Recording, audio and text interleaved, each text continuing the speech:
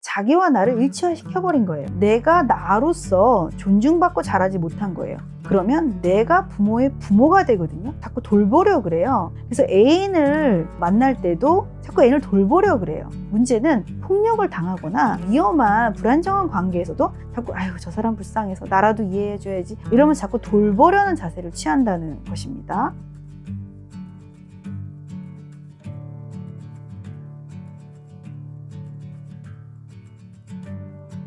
안녕하십니까, 상담심리 전문가 앤드쌤입니다. 오늘은 뭐가 궁금해서 찾아오셨을까요? 우리가 연애하면서 어떤 관계에서는 내가 갑이 될 때도 있고 또 어떤 관계에서는 을이 될 때도 있는데 그러한 심리적 이유는 뭔지 궁금해요. 맞아요. 이게 사실은 관계라는 게 나도 존중받고 상대도 존중하는 이렇게 동등한 관계여야지만 관계가 오래 가는 건데 막상 또 그렇지가 않아요. 지난 연애를 한번 생각해 보세요. 어떤 친했던 관계들을 한번 생각해 보세요. 어떨 때는 좀 내가 좀 더 갑의 위치에서 조금 안정감을 느꼈던 것 같기도 하고, 어떨 때는 또 약간 을의 위치에서 쩔쩔매면서 또 막 관계를 끌고 갔던 것 같기도 해요. 분명히 뭔가 갑과 을이 있는 것 같아, 동등하지 않을 때는.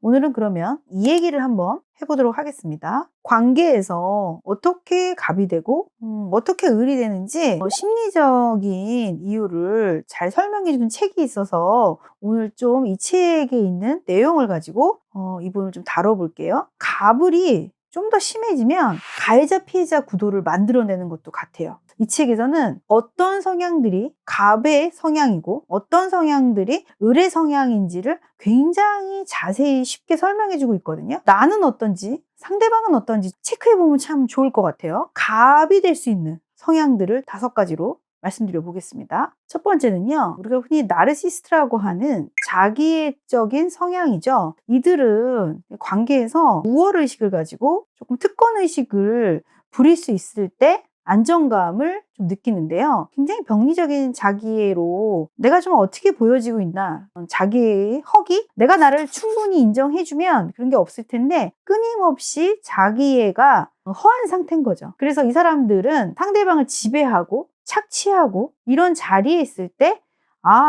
내가 안정되고 있구나 라고 느끼는 사람들이라고 할 수 있을 것 같아요. 그리고 두 번째는 반사회적인 성향이 있을 수 있는데요. 이 사람들은 자기가 너무 중심이라서 내가 규칙을 깨고 내가 거짓말을 하고 내가 규범을 깨는 거는 좀 자유로워요. 근데 나로 인해서 남이 피해를 보고 남이 고통스러운 것에 대해서는 별로 관심도 없고 별로 그렇게 성찰이 되는 사람들이 아니에요. 그러다 보니까 자기 멋대로인 면들이 있죠. 이런 사람들과 관계 맺으면 내가 지배받을 수도 있죠. 세 번째는 경계선적인 성향을 얘기해 볼 수 있는데요. 이들이 사실은 정서적으로 굉장히 극단적으로 불안정한 사람들이거든요. 연애 초기에는 이 사람 대단하다, 엄청 이상화시키고 금사빠로 몰입하지만 상대가 나한테 소홀한 것 같고 멀어지는 것 같으면 극도로 불안해하면서 적개심을 드러내고 상대를 막 위협하기도 하거든요. 왜냐면 이들이 제일 두려운 게 버림받을 것 같은 불안이라서 그래요. 정말 사랑한다고는 하지만 사실 너무나 상대방을 무섭게 만드는 모습을 드러내기도 합니다. 네 번째는 분노 조절의 어려움. 그러니까 충동성이죠. 쉽게 말하면 욱하는 사람들이에요. 이들이 자기 내면에 어떤 문제가 있어서 계속 이렇게 감정이 폭발된다는 것은 잘 모르고 남 탓을 하기 쉬워요. 누구 때문에 뭐 때문에 내가 굉장히 이렇게 힘들다 하면서 밖으로 자기 감정을 폭발시키고 이 자체가 폭력적이고 사실 위협인 거죠. 상대방은 또 이렇게 끌려갈 수밖에 없을 것 같아요. 5번째는 방어적인 성향인데요. 타인에 대해서 굉장히 민감한 사람들이 있어요. 저 사람이 나를 받아주나 아니면 거부하나에 굉장히 민감하게 타인의 반응을 오해석하기가 쉬워요. 객관화시키지 못하고 저 사람 나 싫어하네, 날 거부하네, 뭐 이렇게 해석하는 거죠. 그러다 보니 조금만 불편하면 상대를 먼저 비난하고 시작하는 거예요. 과도하게 방어하는 성향, 이런 성향도 사실 갑질을 하는 그런 성향이 될 수 있을 것 같아요. 이번에는 을이 될 수 있는 심리적인 성향들 5가지를 한번 말씀드려 보겠습니다. 첫 번째는 과도한 의존적인 성향이 문제가 될 수 있어요. 사실 우리가 사랑하면 사랑받고 싶고 의지하고 싶어지잖아요. 그런 차원이 아니라 약간 좀 병리적일 정도로 의존하는 분들이 있어요. 죽어도 결정 못하고 뭐 결정장애 이런 분들은 내가 선택하고 책임지는 것이 너무 두려운 거예요. 그러다 보니까 타인에게 주도권을 넘기고 상대방한테 선택해달라고 하는 거죠. 이러다 보면 타인에게 순종할 수밖에 없고 타인과 지배, 의존의 관계를 만들 수밖에 없거든요. 그래서 이런 분들이 또 을의 모습을 보일 수 있습니다. 두 번째는 관계에 몰입하고 관계 중독적인 성향을 보이는 그러니까 굉장히 외로운 분들의 성향이 있을 것 같은데요. 이분들은 혼자 있는 게 너무 어려운 거예요. 늘 누군가가 있어야 돼요. 저 사람을 사랑해서가 아니라 대상이 필요해서 쉬지 않고 연애를 하기 쉽거든요. 근데 내면은 사실 굉장히 공허해요. 늘 뭔가 외롭고 떠있고 뭔가 어딘가 의지해야 될 것 같은 상태인데요. 그래서 이런 분들이 좀 중독적인 성향을 또 쉽게 띠기도 하죠. 술이나 탐닉할 만한 재밌는 거리에 빠질 때는 내 내면을 못 느낄 수 있으니까 그런 건데요. 근데 이제 상대방에게 의지해야만 위안을 느끼고 돌봄을 받을 수 있다면 이 자체가 벌써 굉장히 종속되는 거 아니겠습니까? 바로 그 자체가 을이 되는 거죠. 세 번째는 분리불안의 성향인데요. 애들만 분리불안을 느끼는 게 아니라 성인도 분리불안을 느끼는 거예요. 평상시에 뭐 일하고 활동할 때는 모르다가 정말 사랑하는 사람이 생기면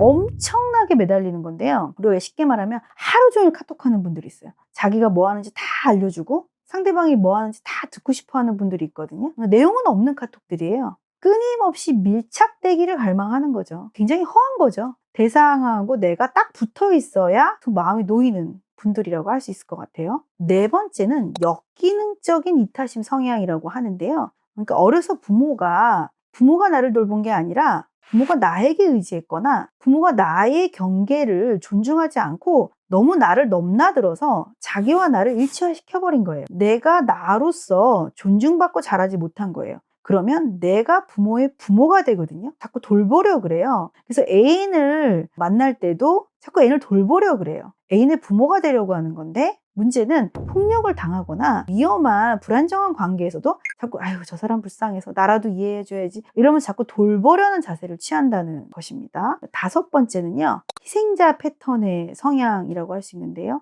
어려서 부모의 그런 폭력적인 상황, 외상의 경험을 많이 겪으신 분들이에요. 그러다 보니까 이 폭력을 내가 끊어내거나 이 폭력으로부터 벗어날 수 있다는 생각을 못 하는 거예요. 학습된 무기력 현상이라고 우리가 하잖아요. 애인한테 폭력을 당해도 내가 이것을 벗어날 수 있다고 생각하지 않아요. 애인이 나한테 더더 심한 폭력을 휘둘러도 그것을 벗어날 수 있는 시도를 할 수 있지가 않아요, 이분들이. 자기에게 위협이 와도 그렇게 위험하다고 또 감지를 못해요.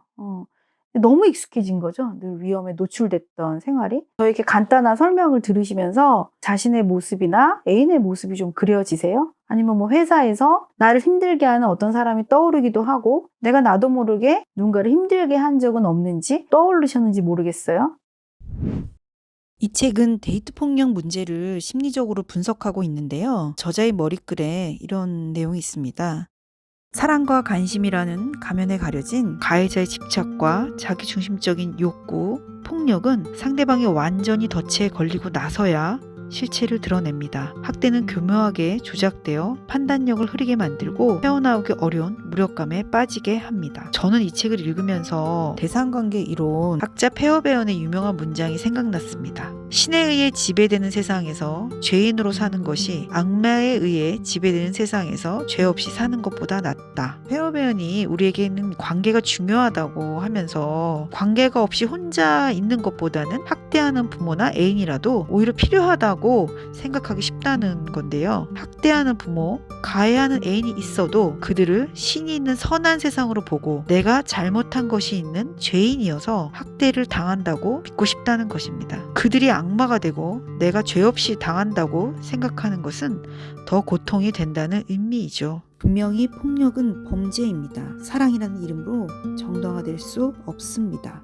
우리는 사실 사랑받기 위해서 관계를 하고 연애를 하는 거고요. 상대방도 나한테 사랑받고 싶어서 저와 연애를 하는 거죠. 나의 상처 때문에 내가 저 사람에게 애정을 준다고는 하지만 잘 주지 못하고 있는 건 아닌지, 또는 나의 상처 때문에 내가 나를 잘 존중해달라고 요청하고 있지 못하는 건 아닌지 잘 살펴보시면 좋겠습니다. 오늘도 도움이 되셨으면 좋겠고요. 여러분이 있는 곳에서 꾹꾹 두 발로 힘주어서 잘 서 계시면 좋겠습니다. 감사합니다.